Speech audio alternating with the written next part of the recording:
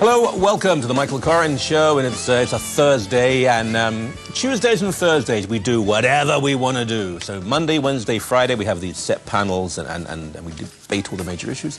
Tuesday and Thursday a selection: federal politics, foreign affairs, faith matters, culture, loads of stuff really, one-on-one interviews. We thought we'd tackle the issue, fairly important I suppose, does God exist? Yeah, apparently he does. Does God exist? Debate the issue. There's a whole series of these debates going around North America. I moderated one in Oshawa, Ontario, just last week. Almost 4,000 people were there, most of them students, almost 4,000. That's a lot of people, and there is huge interest in this subject. Personally, I welcome these signs on buses. God probably doesn't exist. Yeah, let's bring the debate on. Let's have everyone have their freedom of expression here. Does God exist? We'll debate this issue. At the end of it, one person will win, the other one will probably be burning in hell. Let's introduce them. Dr. William Lane Craig, Research Professor of Philosophy, Talbot School of Theology, La Mirada, California. Hello. Hello. We haven't got any of your books. We could try and sell them for you, but that's okay. Michael Payton, a cognitive scientist at York University. Are you allowed to go to classes these days? Or? No, unfortunately not. It's really a shame what's happening at the university with this strike. It is a great shame. I think what we'll do, we haven't arranged this before the show, we'll go segment by segment, and we won't be too formal about it. Begin with you, sir. The proposition, does God exist? If he does, show me how. Show me why. Well, I think there are a number of good reasons to think that God exists. In the debates that I've been having here in Canada, I typically present 5 reasons and then defend them in greater detail. God is the best explanation for the origin of the universe. God is the best explanation of the fine-tuning of the universe for intelligent life. God is the best explanation for the existence of objective moral values in the world.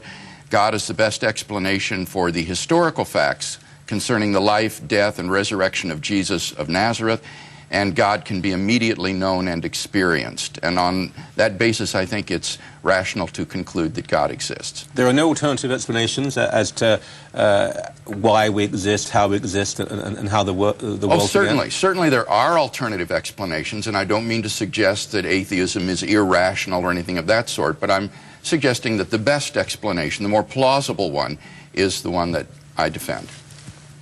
Where does evolution come into all this?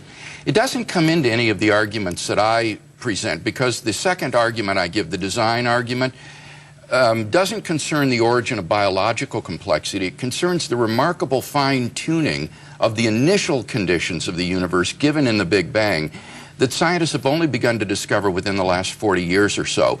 So that for biological evolution to take place anywhere in the universe, you have to have this elaborately set table in advance in the initial conditions of the Big Bang that cries out for some sort of explanation. How old is the world? Best estimates today are around 13.7 billion years or so. Now, this is good. You see, this is a position I can embrace, because there are people who will sit here and say, no, it's 6,500 years old. That is not a tenable position? I don't think it's plausible. The arguments that I give are right in line with mainstream science. I'm not bucking up against mainstream science in presenting these arguments. Rather, I'm going with the flow of what contemporary cosmology and astrophysics supports. Is there a contradiction or an inconsistency between the biblical account of the age of the Earth and your statement? Well, that's interesting, because there isn't any biblical account of the age of the Earth. There's nothing in the Genesis or elsewhere in the Bible that says how old the universe is. So, no, I don't think it is incompatible. We often hear that the rather caricatured argument that Christians believe that man and dinosaur coexisted. There are some creationists, they typically style themselves young Earth creationists, who believe that. I've even seen children's books where Noah takes dinosaur eggs on the ark with him. Well, all of this is reading between the lines. There's nothing like that in the book of Genesis. Forgive these questions. In a perfect world, I wouldn't have to ask them, but if God is all good and all-powerful and all-knowing, why does he allow bad things to happen to good people? This is, I think, the principal argument for the atheistic side that my opponents in the debates will sometimes bring up.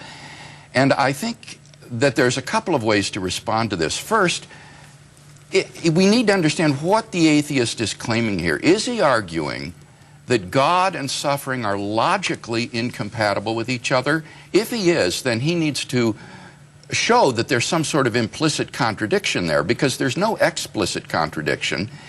And I would say that no atheist has ever been able to sustain that burden of proof, to show that there are necessarily true assumptions that would reveal some kind of a contradiction between God and the suffering and evil in the world. In fact, I think we can prove that they are compatible by just adding a third proposition, and that would be that God has morally sufficient reasons for permitting the evil and suffering in the world. As long as that's even possible, it shows that God and evil are logically compatible. So that logical version of the argument doesn't work. Now, very quickly, there's a probabilistic version of the argument which says, all right, God and evil are logically compatible, but nevertheless, it's highly improbable that God exists, given the evil and suffering in the world. And I think there's a number of moves that the theist can make in response to that argument to show that it's not improbable that God exists, given the suffering in the world. I happen to believe, I'm going to try and be as objective as I can Sure. throughout the debate, that the reasons why there is suffering and pain are entirely obvious, and in fact they're inevitable if there is a loving God. But how would you explain them? Why then does God have to allow discomfort, suffering, pain, Sure. terrible pain sometimes to exist? Well, I would say, Michael, that there isn't any single reason. Rather, there's a multitude of reasons that would be in play here.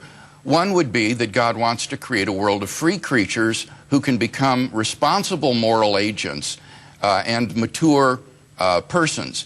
And that will require a world that operates according to certain natural laws, where the fire that warms you can also burn you, the water that sustains you can drown you.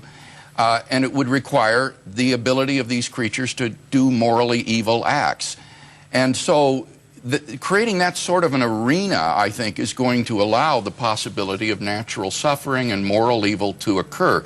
But that God permits these with the overall goal in mind of bringing people freely into a knowledge of himself and to eternal salvation.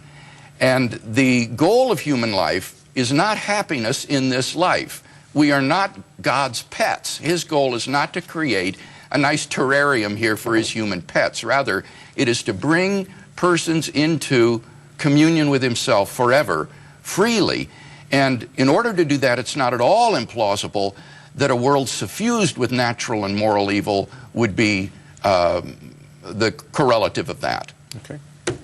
When we come back, we'll hear the first 7-8 minutes of the other side. I promise you. Don't go away. We know where you are.